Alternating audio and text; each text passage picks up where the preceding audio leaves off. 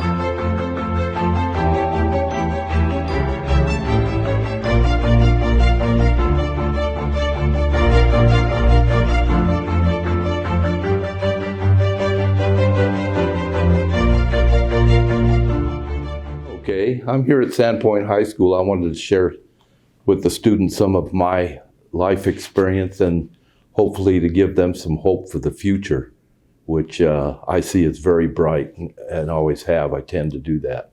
When I was in high school, I was considered an above average student. I had 2 foreign languages. I had 5 college credits in calculus before I graduated. And I had won 3 cases in court on my own against attorneys before I graduated. I went to a very poor school. Anyone who's familiar with Los Angeles will know I went to a real bad school in the ghetto. And I was able to, my family wasn't well-to-do. I couldn't go to the senior party and I couldn't go to the prom. We needed the money, I had to work. And the things I took in high school that I thought were such a waste, mathematics, calculus, what would I need with that? in my life. And French, I hated it. English, I hated. And now it's just the opposite. I love history and I love languages. 2 years after graduating high school, French saved my life, literally. It was one of the prime languages in Vietnam. And it literally saved my life. The mathematics, I was able to compute artillery trajectories and help save lives, including my own. I believe it was Socrates said, a sound mind and a sound body go hand in hand. And I tell kids, if I knew how much fun my 70s was going to be, I'd have been in a rush to get here. So take care of your health also. So build your mind and build your health. I'm a firm believer. I've gone to 5 colleges and never got a degree. I'm still taking college courses. I'm taking a math course from Professor Benjamin at Harvey Mudd. I'm taking an exercise and physiology course from the University of Montana and a history course from the University of Oklahoma at the present time. So take care of your health and develop your mind. I'm a believer in when there's an earthquake or a hurricane or towers come down or whatever may be the natural disaster, it's men that work with their hands that save things. I made my living as a pipeline welder. And I don't care if you're a plumber or carpenter or what, be an educated one. And a lot of people will stop me on the street now and they'll say, thank you for your service. And I will share with them, if you want to thank me for my service, buy yourself a history book and read it and learn your Constitution. So they're pretty much it. I just urge people. I've lost a lot of good people. I just, a few years back, lost my wife of 40 some years. So I thought, life is pretty much over. Then I met a new person in my life. So now I'm going to be 75. I can probably do more push-ups than 90% of the men in this county. I used to be the push-up champion of Bonner County. So I took on the National Guard and I took on the biker groups and I won at the Lost in the 50s. So take care of your health and develop your mind also. That's what I want to share with people. And right now we're in some exciting times. I don't believe that I could have achieved the success that I have in any other country in the world, legally. I may have become successful with money and such, but I've been quite successful in my life. I've done a lot of things that I love doing.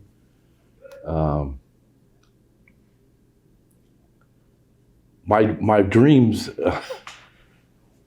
it's hard to share. I just can't, it's so mind-boggling, the things that I've been able to enjoy in my life. When I was a kid, I wanted to be a race car driver. Well, I never made it. But there are several people, Andy Granatelli for one, that count me as a friend. These are people that are famous at Indianapolis and at Bonneville Speedway and such. So I achieved that. Since I was 6 years old, I wanted to participate in rodeo. I didn't make it till I was 32. And I've competed against world champions. Not successfully, but I'm in there getting with it. And I still go out every night and I rope just to keep my arm limber and practice. So there's, your wildest dreams are there. The person that's gonna hinder you the most from being successful, from being happy, and from enjoying life is yourself. That's your biggest hindrance. And I urge people, if I were to do my life over again, I would make more mistakes. That's when you learn. If you do something perfect, you don't learn much. So that's what I want you young people, life is great. As I say, if I'd have known my 70s was going to be so much fun, I'd have been in a rush to get here. I was in Vietnam. A lot of people hear negative stories about that. even though I was a forward observer for artillery, we still went into villages and taught them how to bandage wounds, how to make soap. And usually, when we left the village, we left all our rations there for those kids. We knew we were going to get more. They didn't know where their next meal was coming from. So that's, I wish could have brought some of those kids home. I'm sorry. So I just believe so passionately in this country and life, and I urge people study your Constitution.